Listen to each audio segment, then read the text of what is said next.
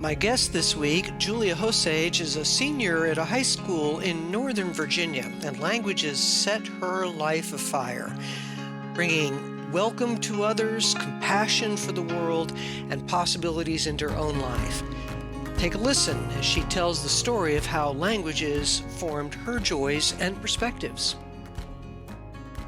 Welcome to Season 5, Episode 6 of It's About Language, with your host, Norah Lulich-Jones. Today's guest is Julia Hosage, a James Madison High School senior from Vienna, Virginia.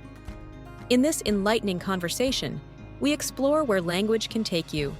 Whether you're here to uncover the power of words, dive into inspiring stories, or simply enjoy a thoughtful conversation, you're in the right place.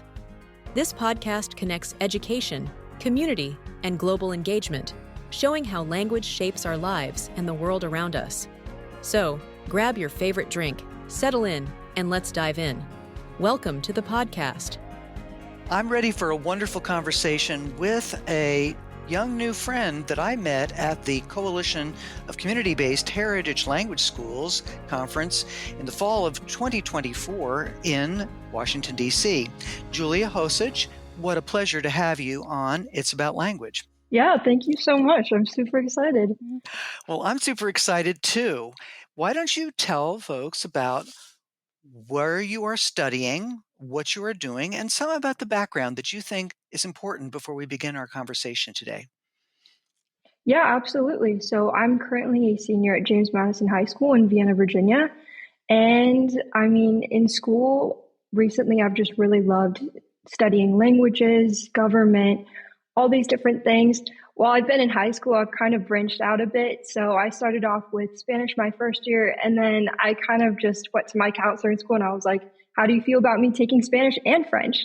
So it kind of built up on that. And now this year I took AP Spanish last year and I'm starting Chinese. So that's kind of just a little hobby of mine. I'm Brazilian American, so I grew up speaking. Well, I think this is kind of a funny story. So my dad would only speak to me in English as a kid, and my mom would only speak to me in Portuguese. But I also grew up loving Dora the Explorer.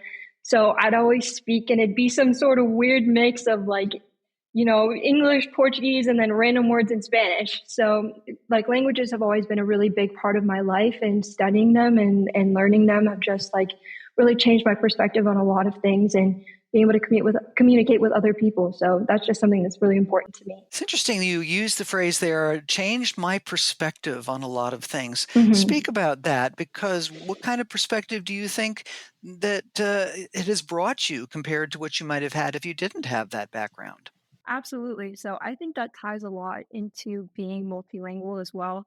Like, I feel like I've definitely seen myself associate different emotions, or just there'll be times where I'll have a thought and the word will pop into my head in Portuguese, or, I have done a little of research on my own in the study of linguistics about what are called domain specific words. And those are like words that only exist in one language. So, for example, like in Portuguese, there's this word called saudade, which means like this kind of longing for like family or like whatever it is. The word for that emotion just doesn't exist in English. And I think there are such interesting occurrences in different languages where you have those words and those like little pockets of meaning that don't exist anywhere else.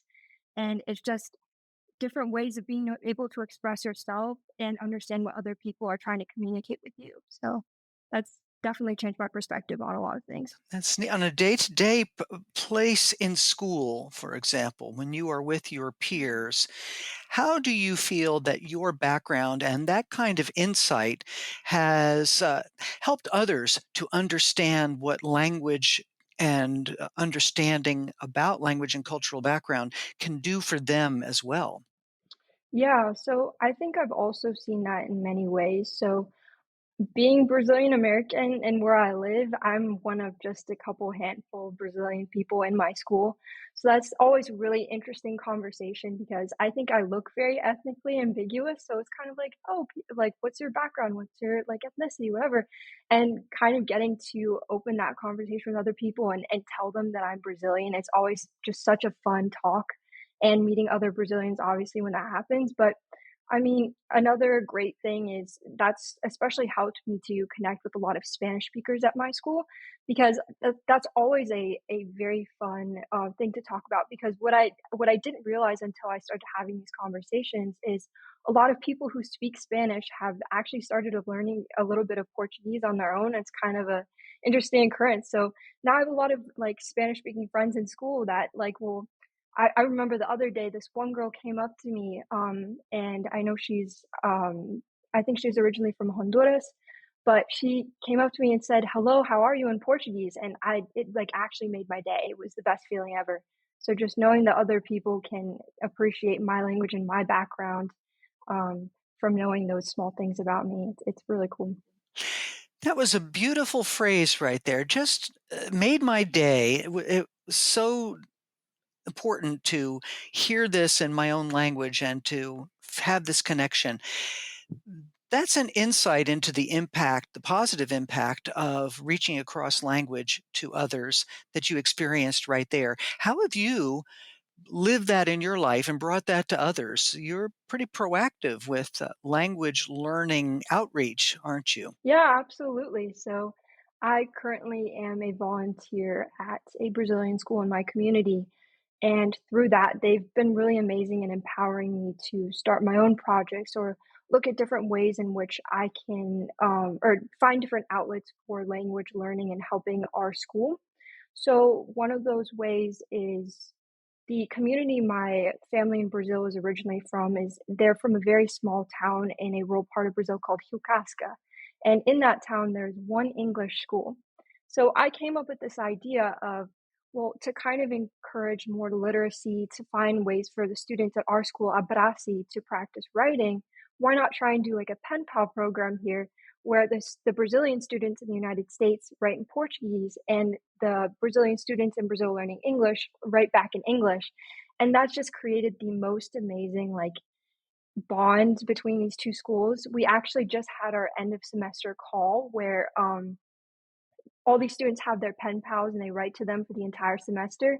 But then we do a day where we all get on Zoom and people get to meet their pen pals and ask questions and see people face to face. And that's just like, it's just incredible. And I mean, on one last note there too, is this school in Brazil, before I reached out to them, I actually found out that um, since they're in such a rural location, many of them, were dropping out of the English school. There was less of incentive to learn English because they're in such a secluded area that it's like, "What am I gonna do with English in my life?" And after I started the program, I got to read their letters, and it's just so incredible hearing about all their dreams and, you know, I remember one girl wanted to go study in Korea, or another girl wanted to go study in the United States. So being able to actually connect them with people who are kind of on the other side of that journey or, like, children of immigrants, it's incredible being able to see their reactions and kind of give them hope that there are different outcomes and they can do different things with their life if they put their minds to it. That's a wonderful gift of opening the world in a town that you have a very personal connection to historically in your family then. How about those that are learning Portuguese in the class in your school? What kinds of openings do you see in their lives or in their thoughts about what it might mean to them? In my public school, we unfortunately don't have Portuguese as a class. Abrace is like a separate school, so it actually started out as a group of mothers in the community who would meet up on weekends and bring their kids, and I'm lucky enough to be part of one of the official classes of when it became a school. So I was kind of raised through this community, heritage language school, and yeah, I've been able to see, Abrasi grow from the ground up. It's been amazing. That is great. And so this particular experience of it, and I did misspeak. So thank you for correcting me. This is not in the public schools, but it is in this Abrace Special Heritage Language School. Indeed, that what kinds of ways does this open eyes? What kind of stories have you heard from those that are going to this school or their families that the first of all the presence of this community based heritage language school, in this case, Portuguese in general, and then this particular initiative that you created, this Pen Pal program, that it's opened doors in their minds, their hearts, or their lives. What stories might you have that you can share? Well, I think it's really a magical thing that you see in every single community-based heritage language school where, you kind of step into that building and it feels like we always say it feels like you're in Brazil, even though you're in the United States. Like there's always a group of moms, drinking little, we call it cafezinho, like little coffees, and they're gossiping and they're playing games together, and you get hit with that Brazilian culture the second you step into those hallways. And I'm sure I haven't unfortunately, I haven't gotten the chance to go to other community-based, heritage language schools, but just from hearing from other people I've talked to and just knowing that that's an experience, it sounds amazing. And, one thing that stood out to me too, this kind of is off topic, from your question, but I remember hearing about the Ukrainian heritage language schools and the impact that feeling that Ukrainian community in the United States while, like, other things are going on in the world and there's so much uncertainty, like, how comforting that can be. But back to Abrasi, a lot of our, students or I'm part of a volunteer, program within the school. A lot of the, new volunteers we get or just different people who join have also just come from Brazil, whether it be, like, their parents are here for work or I'm, like, different it's usually work related, but for them especially, it's very comforting to be able to speak Portuguese, and especially since it's so hard to find other Brazilians in the area, it's just amazing to get the chance to practice and, for the people who are still getting used to English and stuff like that, it's a nice break from, like, uh, having to tackle that language barrier.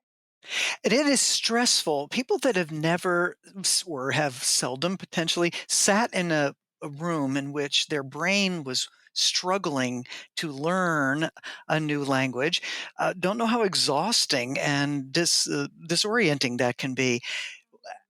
How do you bring the sympathy that you clearly have for people in life in general, and in this language area in particular?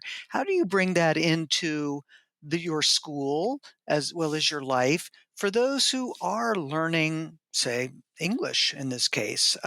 What kinds of other things do you do to bring that language skill set you have to help uh, peers in the school system and the community? So I've been really lucky to have the experience this year to start working in my school's ESOL department.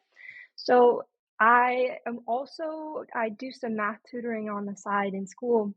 And I remember the first week of school, this new teacher came in and she was talking to some other teachers. And I remember her saying, "Oh, I'm a new teacher in the ESOL department. I'm tutoring math to students in Spanish." And as I had just finished Spanish that year, I kind of wanted another chance to get to practice Spanish in my school since I wasn't taking it as an actual course. So I quickly introduced myself to her and I said, "Hey, if you ever need help, I'd love to volunteer or do whatever." And after that, I got involved during the free period in my school with tutoring these students, many of which had just come from Central America and things like English or math, whatever it be. And that's just been incredibly eye-opening for me because all of these students have such distinctly different but incredible stories. One of my very, very good friends in that program, one day we were just talking, having a casual conversation. She's from Honduras, I believe, or she moved around a bit as a child. So don't quote me on that because she's very, very prideful of her heritage. But we were just talking, and we were having a discussion about what she perceived the differences between where she had previously lived in the United States, and I asked her what she liked more, and she just casually mentioned that where her family currently is, she doesn't have running water or electricity, and this is definitely a step up for that. And it was such a casual comment, but it completely changed my perspective on a lot of what the students in that room have gone through to get to the point where they can be sitting there and talking with me.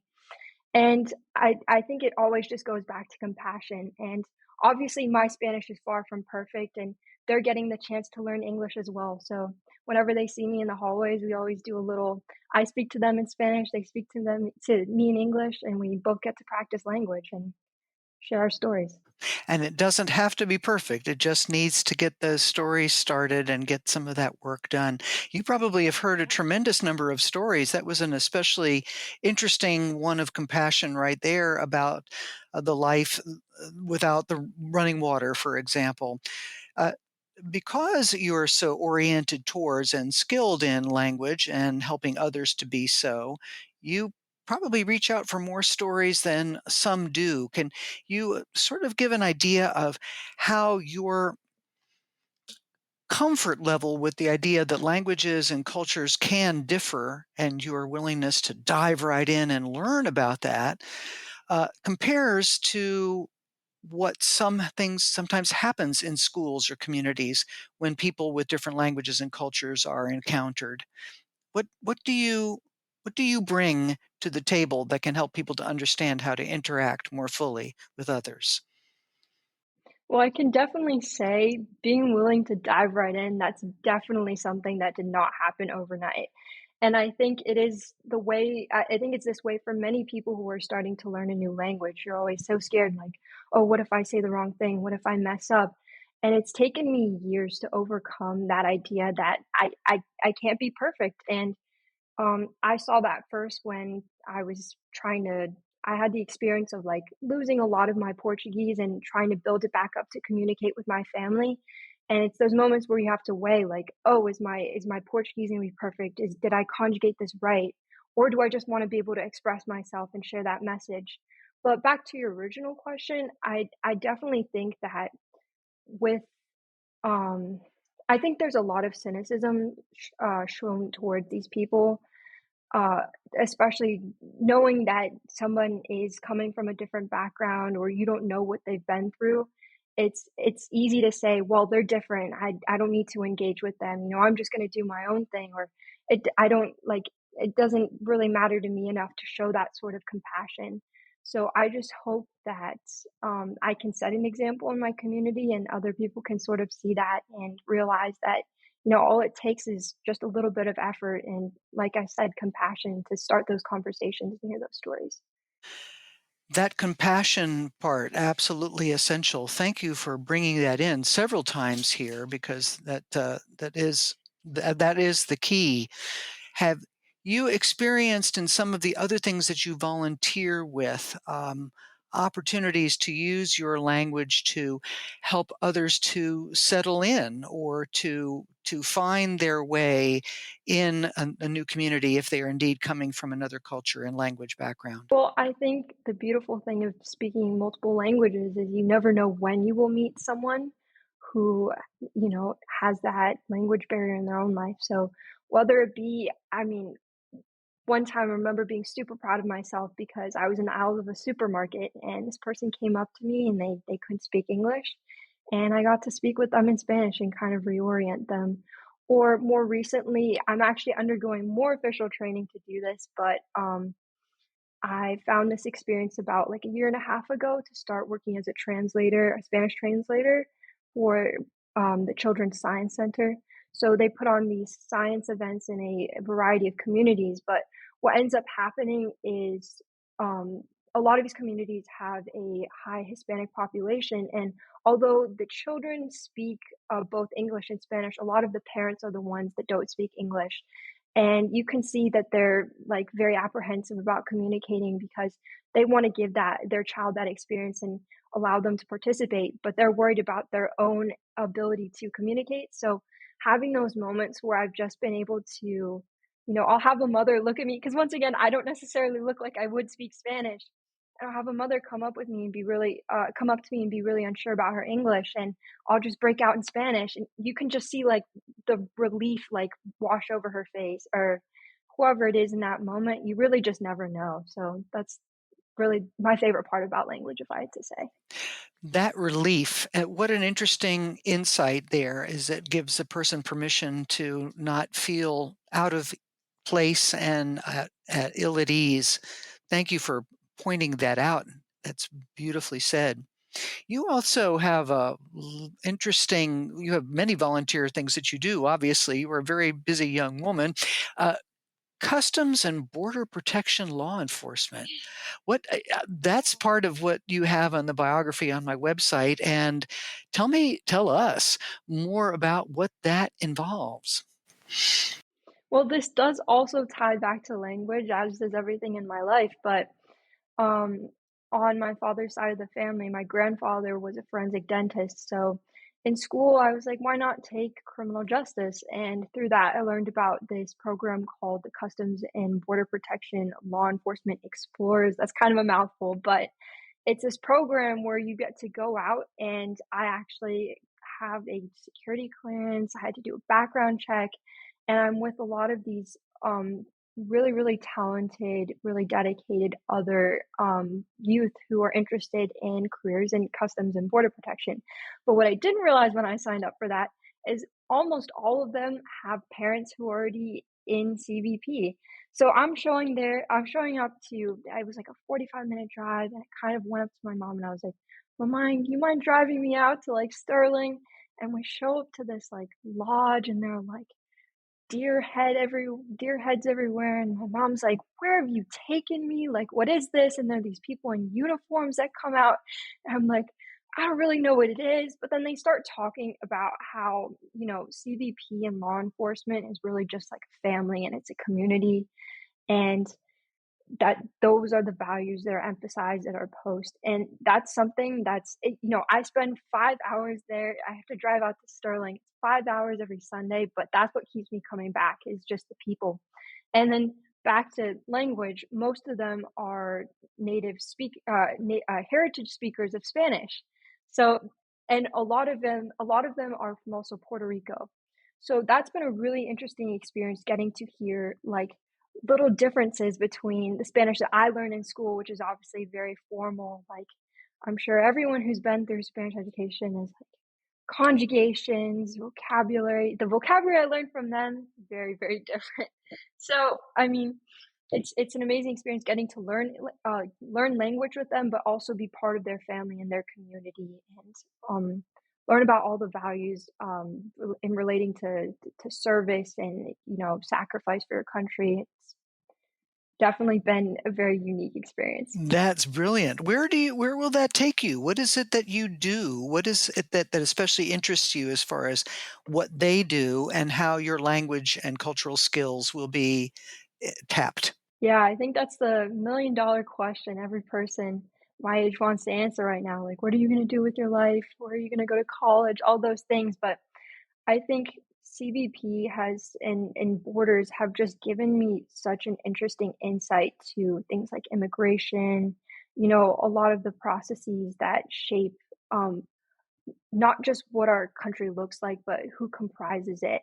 And some of the activities we do, we spend a lot of time at Dulles Airport because that's where CBP is stationed at, like seaports, like different like ports of entry.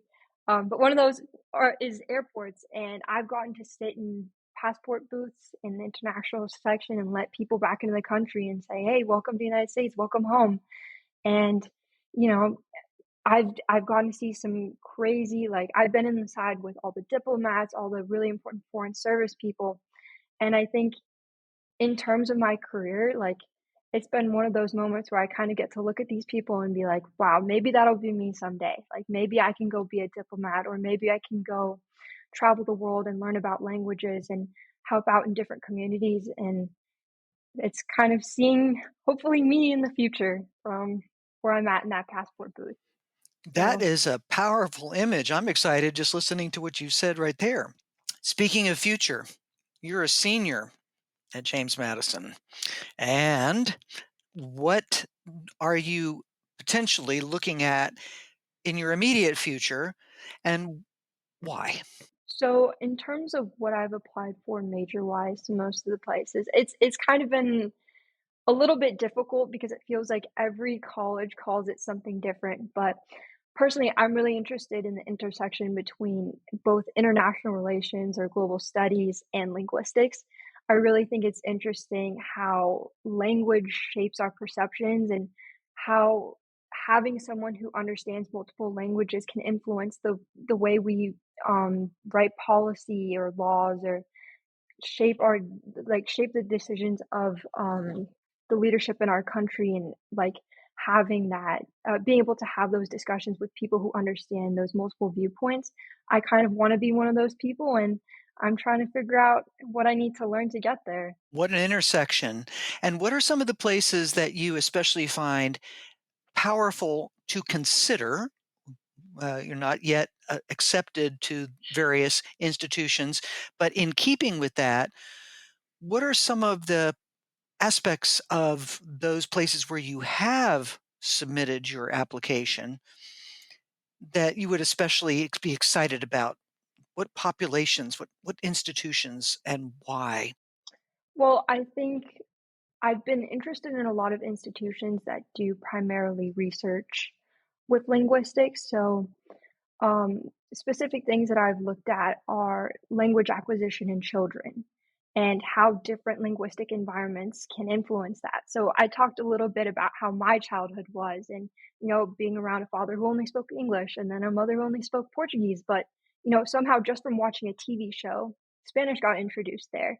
So I think getting to study those different environments and how they impact children can also shape my interest in education and working as a teacher in schools and those different experiences that I've had. But aside from that, I really just am trying to keep the perspective that anywhere I go, there are learning opportunities in the places where you least expect them.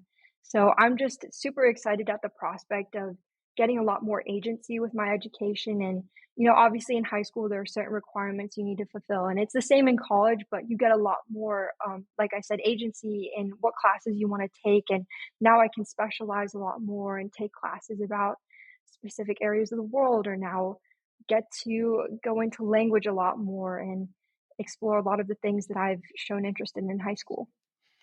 You certainly have some powerful plans. I'm excited already to just follow and see what you've got. Let's me go and tap on what you just said about young children and learning young children with your fascinating background and your clear in being still being intrigued by the whole experience yourself. What let's take a look, like turn around and look at what happens when children do not have exposure to language. What have you in your conversations and your experiences, what would you have noticed about what happens when children are not exposed to language like you have been or like those that you often work with have been? Well, I mean, I'll quote every single teacher I heard at the community based heritage language conference and saying that all those children who are especially children of a parent who speaks another language other than English, whenever they don't learn that other language, it's always when they're older, it's like, "Mom, why didn't you teach me that language? Like now I feel left out of this community." Or like, "It's so cool to be bilingual. Like why didn't I have that experience when I was younger?" And it's one of those things where I think parents sometimes can undervalue like the role that language has in shaping a child's identity, especially in the United States, where I feel like there's so many different cultures, so many different backgrounds. To have the language to be able to communicate with people from my background in the United States, that's been very critical to shaping my own identity and being able to um or I don't know exactly what I was trying to say there, but I've definitely had experiences as someone who is half Brazilian. Like my mother is the Brazilian one and my father grew up in the United States. I feel like a lot of children who are like biracial or have the same experience as me with having one parent who's an immigrant, there's sort of this weird feeling of like, am I Brazilian enough to be considered Brazilian? Or, what exactly is my identity? And, I'm sure a lot of people have had that same experience, but I can tell you that language and being able to communicate with people from my background definitely has helped sort of quell that anxiety a bit. Help to lower that struggle some. How interesting. Now, research work around adolescence has demonstrated something to which you alluded, and I'm going to expand on a little bit. The sense of here I have a heritage, and I am not going to express it too much because I don't know what it means to be, say, in this case, Brazilian, while also being in the United States. And even I don't want to bring out that ethnicity because I want to fit in. Every teen wants to fit in. We all want to fit in. So, how do you navigate that? How do you help others to navigate that? Because that's a huge psychological aspect of why often languages are not just not continued, but actively dropped sometimes by heritage language teens. Yeah, I think just having especially the process of applying to college, having those moments where you can be really introspective and kind of think back to not necessarily what my culture is, but who am I as a person and how my culture has shaped that, right?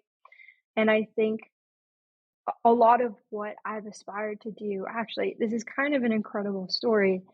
Um, my mother's father passed away when I was way younger, so my grandfather. But through my interest in exploring them, I've actually learned that his interests aligned exactly with mine. So I'd go back to Brazil for the holidays and I'd be like, "Oh, I'm learning Spanish, I'm learning French, like I want to start a pen pal program." And it turns out my grandfather had all those same interests and did all those same things just in his own way.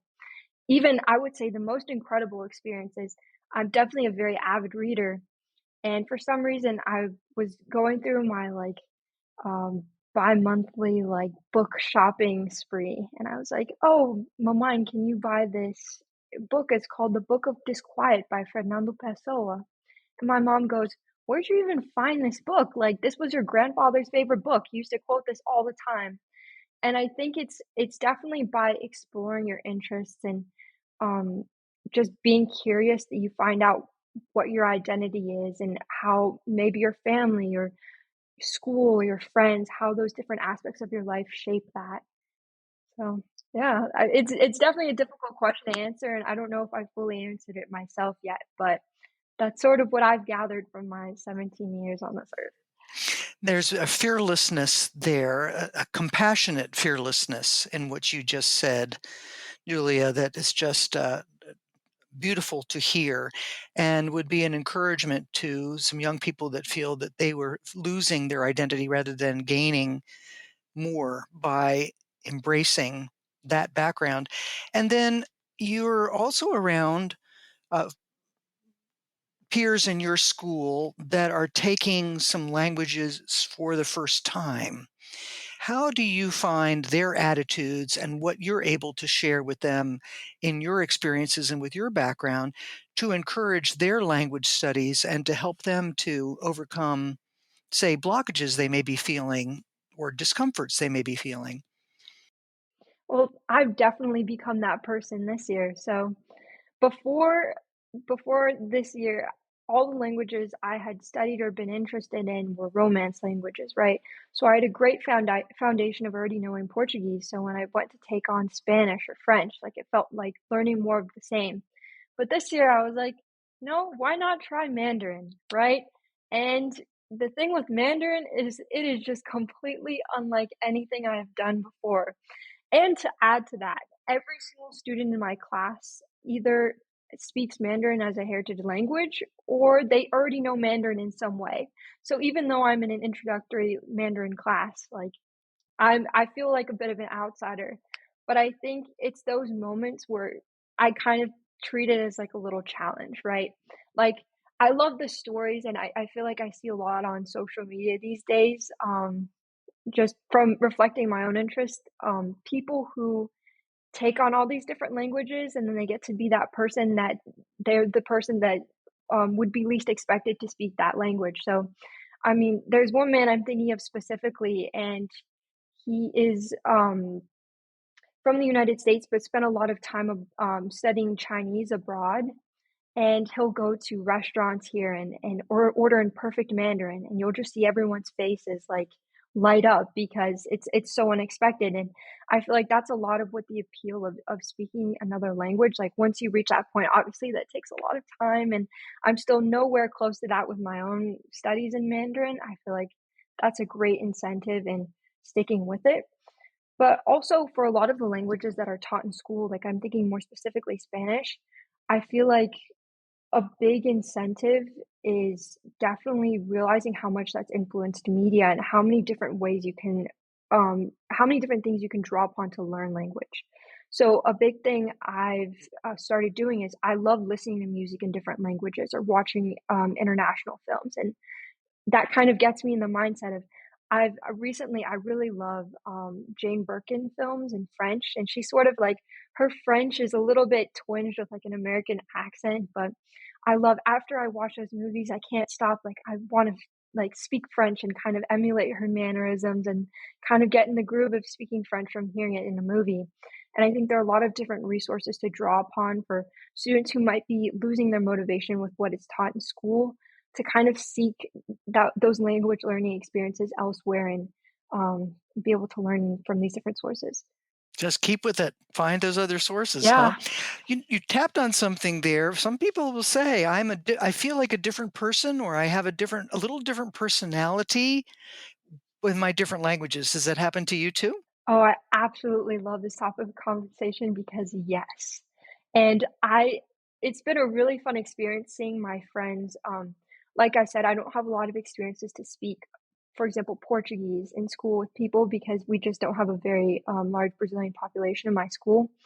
But like, I've just had friends be around me when I encounter a Brazilian person in public or realize that someone's Brazilian, and you kind of break into that Portuguese, it's like, I'll see my friends standing there out of the corner of my eye in, like, shock because they're like, "Oh my goodness, like, I've never seen you so animated, like, what is this? Are all Brazilian people like this?" And I think that's such a beautiful thing about Portuguese is I just associate it with such fond memories of my family or inside jokes or little things with words, and obviously, there is that in every language, but I definitely feel different personalities, and obviously, your voice changes a little bit when you speak, so it's like that kind of definitely helps with that feeling, but yeah. So, do you have a favorite language to read in, or do you feel that all of your reading can be in any language and you'll absorb it? This is like I've always been fascinated too with Arabic poetry. This is kind of a weird tangent, but before I applied to take Mandarin, I was actually on the wait list to take Arabic, and I think such a beautiful thing about Arabic is that it's heavily influenced by religion, and you can see that in the words and like the I mean how it's applied in a lot of ways.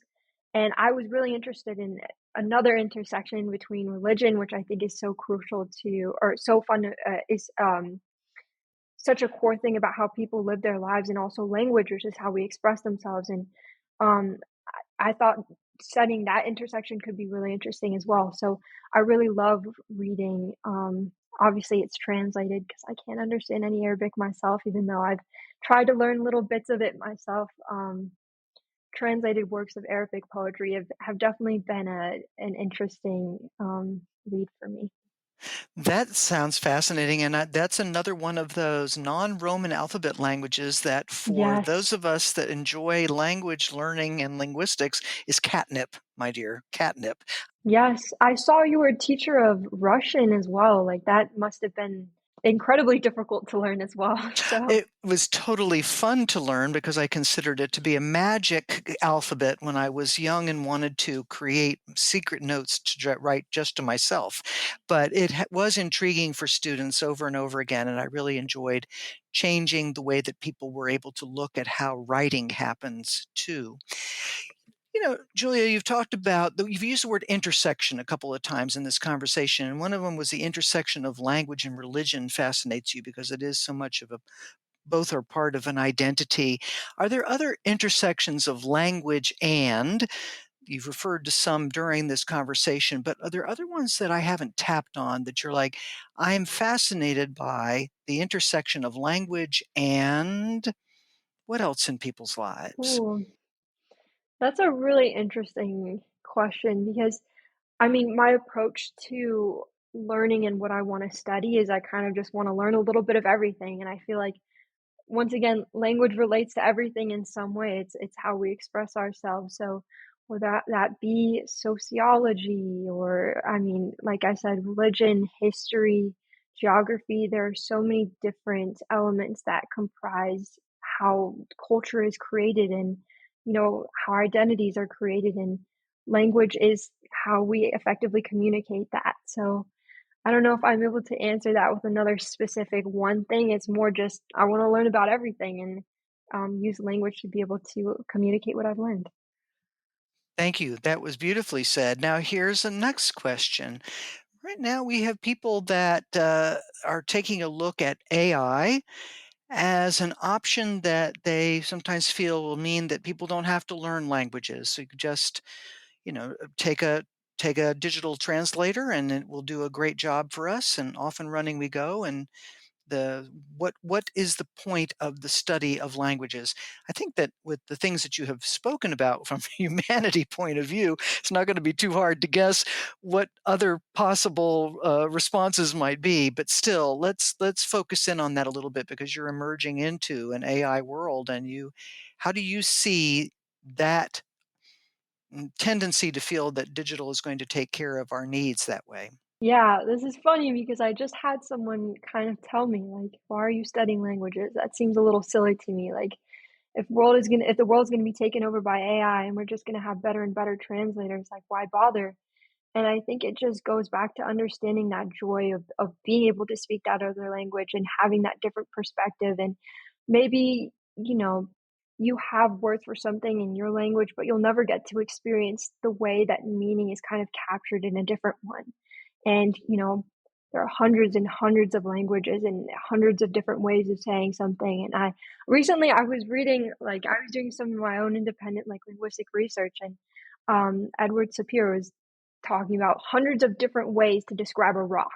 Like something that simple can just be explained and communicated in so many different ways. And sure, you can use a translator, but once again, you never get to experience that joy for yourself. And that's changed my perspective and my worldview. And I hope other people aren't, um, I hope other people don't shy away from having that experience themselves, even though AI can take care of it for them now. They might not ever get a chance to experience that joy for themselves. There's an important statement right there.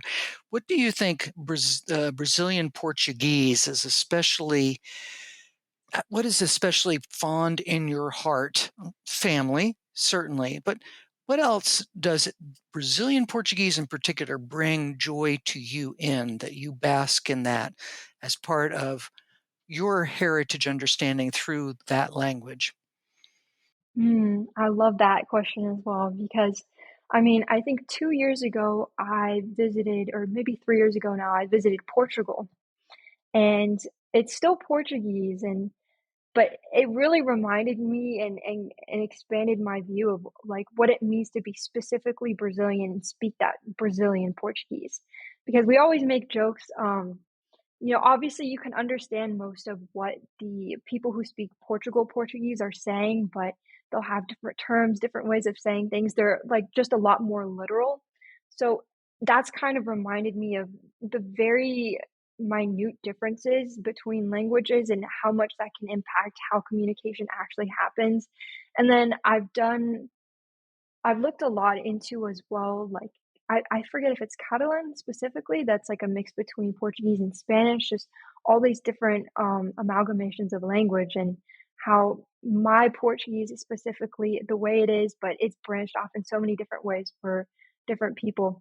That also reminds me too, after high school, I am extremely excited to be able to kind of take my first steps into like the real world. And I've decided to try and do that possibly by doing the El Camino. And that's this hike through, I mean, obviously, I'm sure a lot of people have heard of it, but it's a hike through Europe and you start in, it depends on which route you do, but you start in Portugal and you go through France and then you end up in Spain. So for me, that's going to be the final test of language for me. And I'll get to use my Brazilian Portuguese, but communicate with people from all over the world and my French and my Spanish and all the languages that I've been practicing. Obviously, people speak English everywhere now, so I'm sure that'll come in handy. But it'll be the final test with the languages that I've developed and um, carefully taken my time to study and practice, and so And I'll get you'll to use them. and you'll be right there in the cultures as well, taking your time and coming across people from all over the world that are also walking the Camino now too. Oh, wow. That's awesome. Fantastic. I wish you'd well on that one because that's a wonderful, wonderful thing. I've got a question for you now. I would like you to imagine in front of you a peer, high school age, and you're I'm asking you to look at that peer and tell them why it is that taking a language and also understanding that people speak other languages and come from other places is something to be valued, and why. Help a peer that's pushing back a little bit on all of this. They've got enough on their plate. They're just fine. Everybody speaks English. What do you say to that peer? Yeah, absolutely. I think I've met a lot of these peers as well in my school because I think people view language learning as something that's very daunting. And I think in some regards it really is. But I think that the rewards of that challenge are more than worth it when, once again, you get to apply that language and see the different experiences in which you can help someone or be able to understand further. And I think language courses today do a great job of focusing in on that culture. Like maybe in my, for example, in my French class right now, we're not just learning about French in France, but we're also learning about how it's used in Vietnam and how colonization has impacted the French that is spoken there, or different islands or pidgin languages, or places all around the world where that language has evolved and kind of taken its own form and influenced culture and the people. Because I think when it comes down to it, obviously language is constantly evolving, and I mean, you even see that in schools, like there's new slang every week, and people have different ways of saying things. But taking the time to learn that new language and having that foundation to understand the changes around us and how they've impacted certain areas or people, it's just an invaluable experience, and taking that time has so many unexpected rewards. Julia Hosage, thank you so much for everything that you've shared today. Do you feel like you've had an opportunity to express what's in your heart, mind, and experiences about language? Absolutely. This has been amazing, and I hope that, anyone listening or anyone who has questions about, community-based heritage language schools or language learning, what that looks like in the public school system, or, growing up in multilingual households, I hope people are able to relate or maybe take something new out of this. So thank you so much for having me. This has been amazing. Thanks for listening to Julia's stories about the power of language and languages in her life. Check out my website, fluency.consulting, for her story and the stories of many others for whom language is a key component of their identity and their world. And share your stories with me. Go to fluency.consulting and let's have a conversation and tell stories one to the other. Thank you for joining us on this episode of It's About Language with your host, Norah Lulich Jones. Remember, your voice matters. Together, we can build stronger connections through words. Until next time, take care and keep the conversation going.